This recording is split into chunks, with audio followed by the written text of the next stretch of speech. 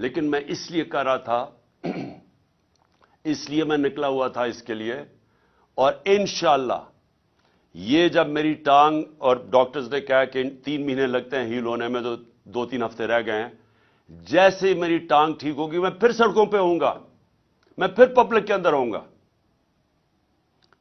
کیونکہ میں پھر سے آپ کو کہہ رہا ہوں کہ پاکستانیوں اور میرے پارلیمنٹریوں یاد رکھو یہ کہ دیکھیں اللہ قربانی کے بغیر آزادی نہیں دیتا. ہم جب تک کہ قوم یہ قربانی کا مادہ نہیں پیدا کرے گی ہم آزاد نہیں ہوں گے. یہ جس طرح کے چور ہمارے اوپر مسلط ہوئے ہیں، جس طرح کے یہ جرائم پیشہ لوگ، یہ بدماش، جس طرح یہ رانا ثناء اللہ ہے، جس قوم کے اوپر بھی اس طرح کے لوگ مسلط ہو جائیں وہ قوم تباہ ہو جاتی ہے. اللہ نے اس لیے ہمارے اوپر فرض کیا ہوا ہے، ہمارے اوپر جہاد فرض ہے. اور جہاد ہے کیا؟ نا انصافی اور ظلم کے سامنے کھڑے ہو.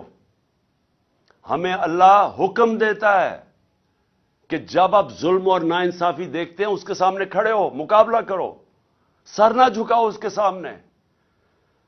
ظلم کے بت، خوف کے بت کی پوجا نہ کرو، یہ اللہ کا حکم ہے. تو یہ جو اوپر ہمارے چور اور ہر قسم کا مجرم جرائم پیشہ لوگوں کو ہمارے اوپر جو مسلط کیا ہے، یہ ہم سب کا حق فرض ہے کہ ہم ان کے سامنے کھڑے ہوں، نہیں تو آگے تباہی ہے. 2 راستے ہیں.